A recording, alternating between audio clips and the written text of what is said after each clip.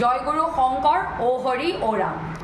এতিয়া সঁচাকৈ ক'ব লাগিব অসমীয়াৰ এতিয়া কোনো ধৰণৰ অস্তিত্ব নাই। এতিয়া মধ্য গুৱাহাটীত অসমীয়া গৌবেগ অসমীয়া ল'ৰা আমাৰ ল'ৰাক মাৰপিট কৰিছে। সিদিনা আমি দেখিবলৈ পাইছিলোঁ কাৰ্বি আলঙত গৈ পেলাই গৌবেগ ধ্বনি দিছিলে আৰু এতিয়া মধ্য গুৱাহাটীৰ মাজমজিয়াত গৌবেগ ধ্বনি দিছে। আচলতে যিদিনাই মুখ্যমন্ত্ৰী ডক্টৰ হিমন্ত বিশ্ব শৰ্মা ডাঙৰীয়াই বিজয় গুপ্তা ডাঙৰীয়াক জ্যোতিপ্ৰসাদ আগৰৱালাৰ লগত তুলনা কৰিছিলে সেইদিনাই আমি অনুভৱ কৰিছিলোঁ যে অসমীয়া আৰু অস্তিত্ব নাই। যিদিনাই অসম বিধানসভাত বহিৰাগতই মন্ত্ৰিত্ব আসন শুৱনি কৰিছিল, যিদিনাই অসম বিধানসভাত বহিৰাগতই বিধায়কৰ আসন শুৱনি কৰিছিল সেইদিনাই আমি উপলব্ধি কৰিছিলোঁ যে অসমীয়াৰ আৰু অস্তিত্ব নাই। এতিয়া কথা আছে মুখ্যমন্ত্ৰী ডাঙৰীয়াই যদি নিজে জ্যোতিপ্ৰসাদ আগৰৱালাৰ লগত বিজয় গুপ্তা ডাঙৰীয়াক তুলনা কৰে ইয়াৰ পৰা আৰু কি বুজিব পাৰি। মুখ্যমন্ত্ৰী ডাঙৰীয়া এই প্ৰসংগত মই এটা কথা ক'ব বিচাৰিছোঁ, আঠিয়া কলৰ পুলি এটা আনি অন্য ঠাইত ৰুলে মালভোগ কল হৈ নাযায়। ঠিক তেনেদৰে আপুনি জাতিৰ ৰক্ষাৰ কথা কয়, যিদিনাই আপুনি জাতিৰ শ্লোগান সলনি কৰিছিল, আপুনি ইলেকশ্যনৰ আগতে আপুনি শ্লোগান সলনি কৰিছিল, ফেচবুকত লিখিছিলে যে মাটি ভেটি বেটি আৰু ৰুটি, জাতিক আপুনি আঁতৰাই দিছিল, জাতিৰ সলনি আপুনি ৰুটি লিখিছিল। সেইদিনাই আমি উপলব্ধি কৰিছিলোঁ যে অসমীয়াৰ অস্তিত্ব আৰু নাই। আজি অসমতে অসমীয়া বহিৰাগতে গৌবেগ ধ্বনি দিছে, জয় শ্ৰীৰাম কৈছে। আমি অসমীয়াই আগৰ পৰা ও হৰি ও ৰাম কওঁ আৰু ভিডিঅ'ত আমি দেখিবলৈ পাইছোঁ একাংশ বহিৰাগতে কৈছে যে ইয়াত জাতিৰ কথা নকবি। আমি জাতিৰ কথা অসমত নকৈ ক'ত ক'ম, বাহিৰত ক'ম নেকি?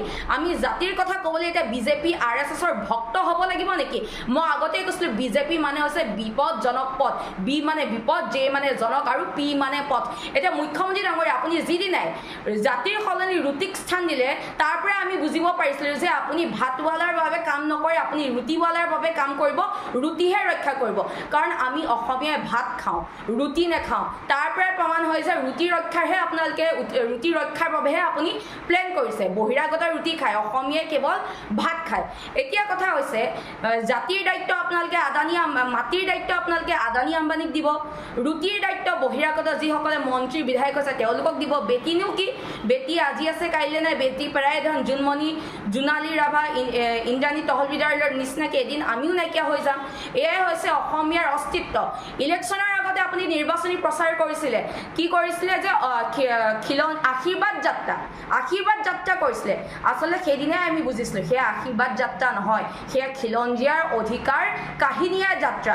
যিদিনাই বিধায়ক তথা মন্ত্ৰী পীযুষ হাজৰিকা ডাঙৰীয়াই ফাঁচী বজাৰ ব্যৱসায়ীক ক্ষমা খুজিছিল সেইদিনাই আমি অনুভৱ কৰিছিলোঁ যে আমাৰ অসমীয়াৰ অস্তিত্ব নাই। আপুনি কৈছিলে যে মই থকালৈকে অসমক কোনো ৰঙা চকু দেখুৱাব নোৱাৰে। এতিয়া কি হ'ল, আপোনাৰ কথা আৰু অমিতা গছেৰে চোফা ছেট বনোৱা একেই কথা। এতিয়া অসমত অসমীয়া ভগনীয়া হৈছে। ডক্টৰ সুধাকণ্ঠ ভূপেন হাজৰিকা দেৱে কৈ গৈছিল যে আমি অসমীয়া নহওঁ দুখীয়া, সান্তনা লভিলে নহ'ব, আজি অসমীয়াই নিজক নিচিনিলে অসম ৰসাতলে যাব। আৰু সেয়ে হ'বলৈ গৈ আছে সঁচাকৈ বহুত দুৰ্ভাগ্যজনক কথা।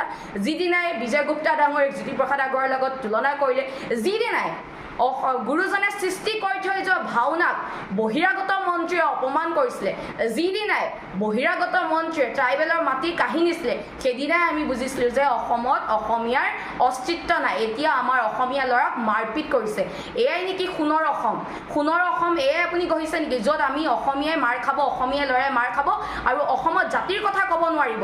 কিয় নোৱাৰিব? অসমত অসমীয়াই জাতিৰ কথা ক'ব নোৱাৰিব? আমি বাহিৰত যাব লাগিব নেকি অসমীয়াই জাতিৰ কথা ক'বলৈ, নে বিজেপি RSSৰ ভক্ত হ'ব লাগিব? এতিয়া ইয়াৰ পৰাই স্পষ্ট হৈ গৈছে, মই পুনৰবাৰ কৈছোঁ বিজেপি মানে হৈছে বিপদজনক পথ।